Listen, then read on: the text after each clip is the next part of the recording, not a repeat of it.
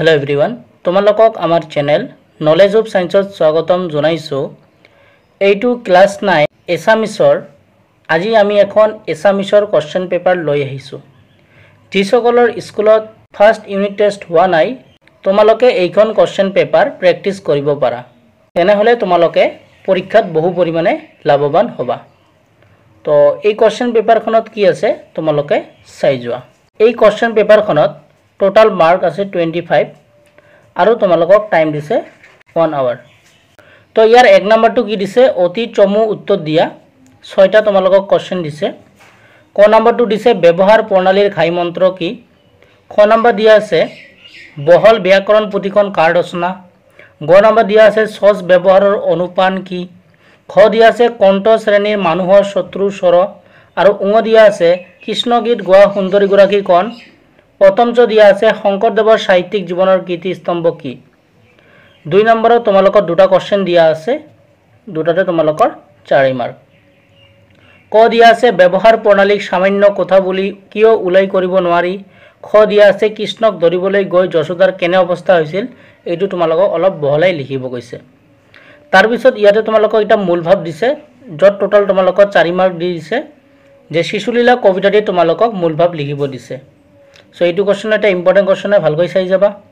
তাৰ পিছত 4 নম্বৰ তোমালোকক এটা ব্যাখ্যা দিছে যে সনৰ জেউতি অমান্য কৰিলে নকমে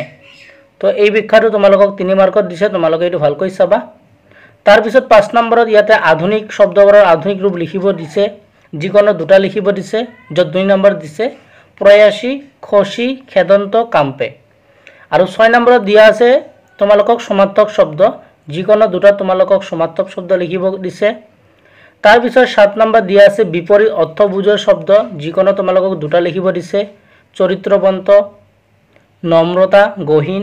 আৰু তোমালোকক লাষ্টত 8 নম্বৰত বাক্য ৰচনা লিখিব দিছে চকুৰ কুটা আৰু পেটত কথা ৰাখো যদি তোমালোকে এই কোশ্চেন পেপাৰখন প্ৰেক্টিস কৰি যোৱা তেনেহলে তোমালোকে পৰীক্ষাত বহু পৰিমাণে লাভৱান হ'বা সো তোমালোকে এই কোশ্চেন পেপাৰখন প্ৰেক্টিস কৰি যাবা আৰু এনেকৈ আমি তোমালোকক প্ৰত্যেকটো সাবজেক্টৰ তোমালোকক কোশ্চেন পেপাৰ দি যাম সো তোমালোকে এই কোশ্চেন পেপাৰবোৰ পাবলৈ আমাৰ চেনেলটো সাবস্ক্ৰাইব কৰি ৰাখিবা আৰু জিবৰত এমসিকিউ আছে আমি এমসিকিউ বৰ সলভ কৰি দেউ আৰু ইতিমধ্যে কালি আমি এখন জেনাৰেল সায়েন্সত তোমালোকক ক্লাস 9 ৰ কোশ্চেন পেপাৰ দিছো তাত আমি এমসিকিউ 15টা এমসিকিউ তোমালোকক সলভ কৰি দিছো আৰু জিবৰত এমসিকিউ থাকিব আমি সেইবোৰ তোমালোকক সলভ কৰি দিম মই এবাৰ প্ৰথমৰ পৰা শেষলৈকে কোশ্চেন পেপাৰখন ধুনিয়াকৈ দেখাই দিছো তোমালোকে চোৱা